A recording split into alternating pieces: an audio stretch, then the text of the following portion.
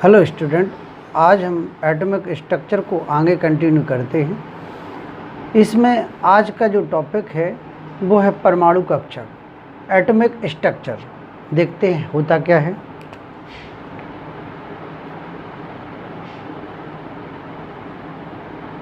Atomic orbital orbital, ठीक है ना, जिसको हिंदी में कहते हैं परमाणु कक्षक। परमाणु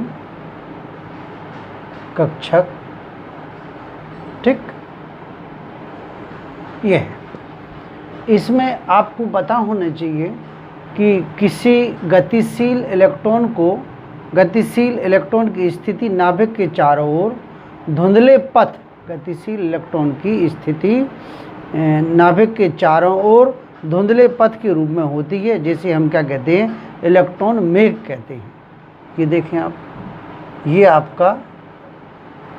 आपका नाभिक है, नाभिक न्यूक्लियस, ठीक है ना, न्यूक्लियस है। ये इसके चारों ओर धुंधला हुआ पथ,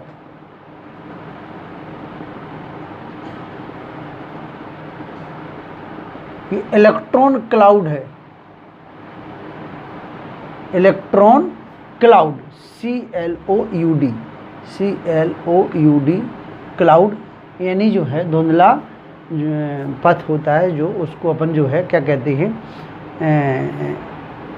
मेघ कहते हैं, ठीक है ना, इलेक्ट्रॉन मेघ कहते हैं। अब बात आती है कि परमाणु कक्षक होता क्या है, ठीक है। तो यहाँ समझिए, परमाणु कक्षक जो होता है, यानी नाभिक के चारों ओर स्पेस में वह त्रिविम क्षेत्र जिसमें इलेक्ट्रॉन के पाए जाने की संभावना क्या होती है, अत्यधिक होती है, या उसकी प्रायिकता कितनी होती है, यानी कितनी संभावना होती है, वो क्या कहलाता है, परमाणु कक्षक कहलाता है। तो इसके देख लेते हैं। नाभिक के चारों ओर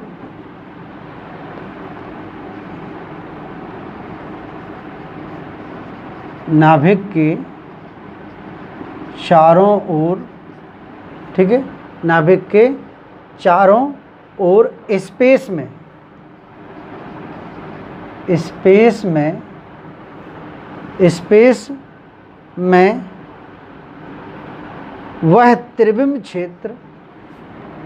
वह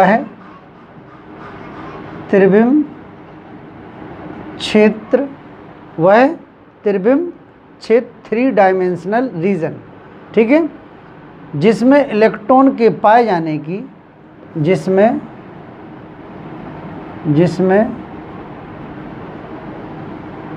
इलेक्ट्रॉन के पाए जाने की संभावना, ठीक है ना, पाए जाने की संभावना या प्रायिकता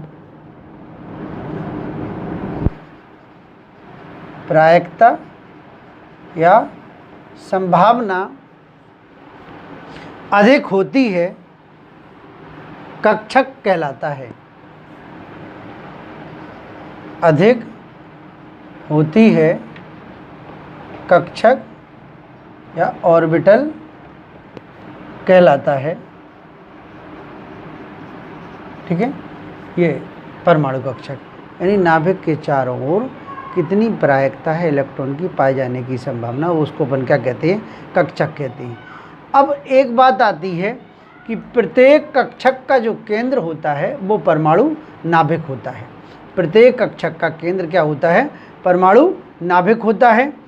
एक कक्षक ऑर्बिटल 2 से ज़्यादा इलेक्ट्रॉन नहीं रह सकती, यानी एक कक्षक में, या इंग्लिश में कहते हैं ऑर्बिटल में, 2 से ज़्यादा इलेक्ट्रॉन नहीं रह सकते हैं, ठीक है ना।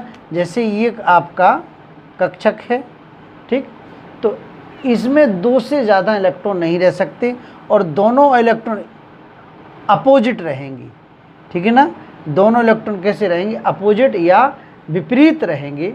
ठीक, तो ये बात हो गई है। अब बात आती है आकृति के आधार पर। आकृति की दृष्टि से परमाणु जो कक्षक होते हैं वो 4 प्रकार के होते हैं। हाँ, पहला होता है एस कक्षक ऑर्बिटल,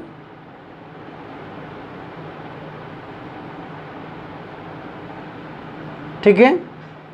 इसका जो आकार होता है वो गोलाकार होता है, स्फेरिकल, ठीक है ना। आकार जो होता है इसका आकार होता है वो गोलाकार होता है, स्फेरिकल होता है, ठीक है ना।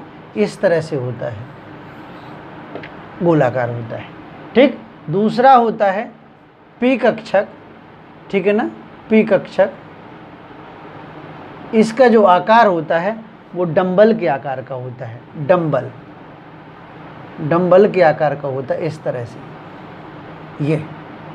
फिर आता है डी कक्षक, या अंग्रेजी में कहते हैं ऑर्बिटल, ठीक है ना। डी कक्षक का जो आकार होता है वो डबल डंबल यानी दुई डंबल की होता है। कैसा होता है? दुई डंबल, दो डंबल की तरह होता है, दुई डंबल के आकार का होता है। फिर आता है आपका एफ कक्षक, ठीक है ना, एफ कक्षक या ऑर्बिटल। इसका जो आकार होता है वो होता है जटिल, कॉम्प्लिकेटेड होता है, ठीक है ना, जटिल होता है, कॉम्प्लिकेटेड होता है, जटिल होता है। तो आकृति के आधार पर जो कक्षक होते हैं वो कितने होते हैं? 4 होते हैं। आकृति के आधार पर कक्षक कितने होते हैं? अब बात आती है, अगला पॉइंट लिखें आप, परमाणु ऑर्बिटल से सबसेल और सबसेल से निश्चित ऊर्जा के कोष बनते हैं। यानी जो परमाणु ऑर्बिटल होते हैं उनसे सबसेल बनती है और सबसेल से निश्चित ऊर्जा के क्या बनते हैं? कोष बनते हैं, ठीक है ना। अब सबसेल को उप ऊर्जा स्तर, सबसेल को उप ऊर्जा स्तर या सब एनर्जी लेवल, और सेल मीन्स कोष को मुख्य ऊर्जा स्तर भी कहते हैं, ठीक, मुख्य ऊर्जा स्तर भी कहते हैं।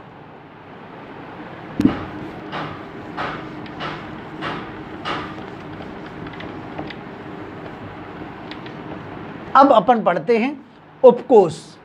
उपकोष मीन्स सब सेल, ठीक है ना, उपकोष, उपकोष सब सेल, ठीक। सब सेल को क्रमशः, सब सेल को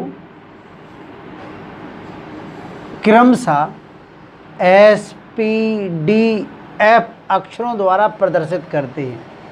एस पी डी एफ अक्षरों द्वारा प्रदर्शित करते हैं, ठीक, ठीक है ना। और इनमें जो है इलेक्ट्रॉन में, इनमें इलेक्ट्रॉन की अधिकतम संख्या, इनमें इलेक्ट्रॉन की अधिकतम संख्या जो होती है, संख्या क्रमशः 2, 6, 10 और 14 होती है, ठीक है ना, 14 होती है।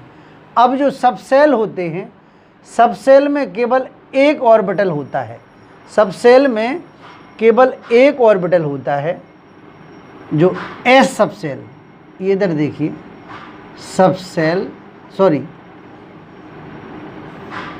सबसेल।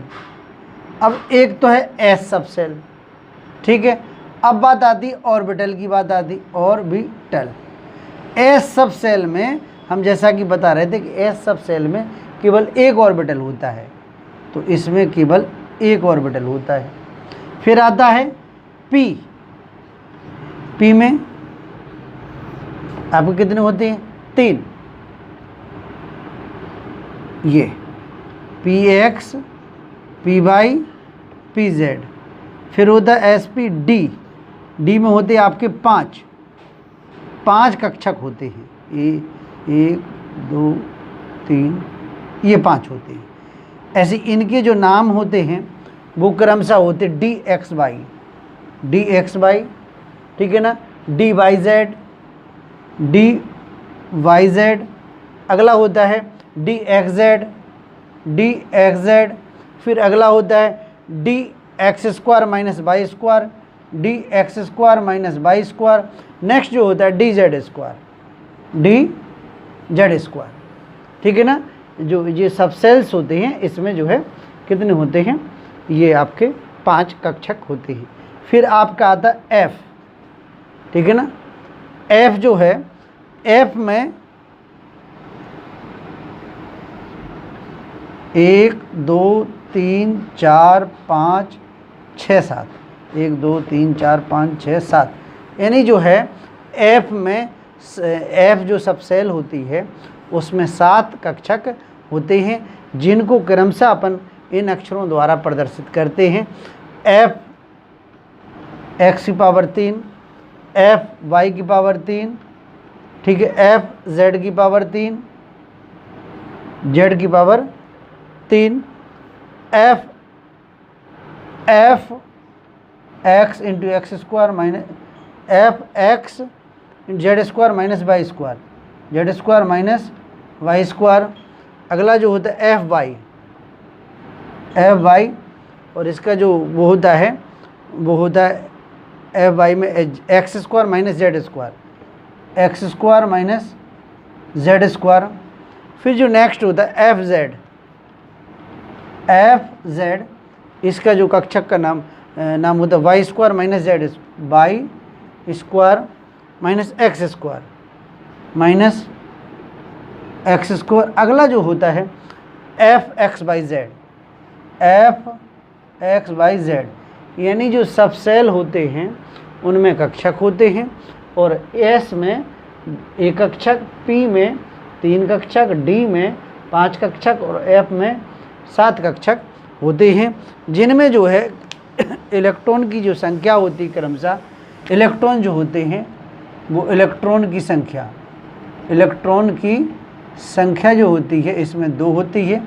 इसमें हमने बता चुके ऊपर 6, इसमें 10 और इसमें आपके 14।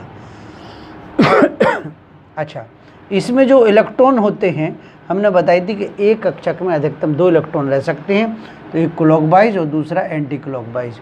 ऐसे ये 2 हो गए, अब 6 हैं, तो 1 2 3 4 5 और 6। ऐसी 10, 1 2 3 4 5 6 7 8 9 और 10। इस तरह से ये सारे इलेक्ट्रॉन फिलअप होते हैं। ऐसे एफ में भरे जाएंगे इलेक्ट्रॉन, मतलब कि एक पहले क्लॉकवाइज फिर एंटी क्लॉकवाइज, ठीक है ना, इस तरह से।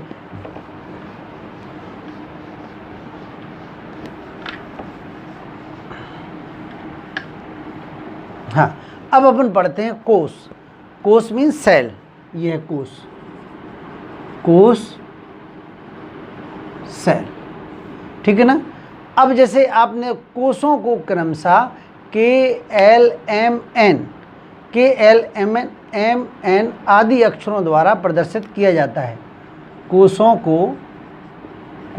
को क्रमशः KLMN आदि अक्षरों द्वारा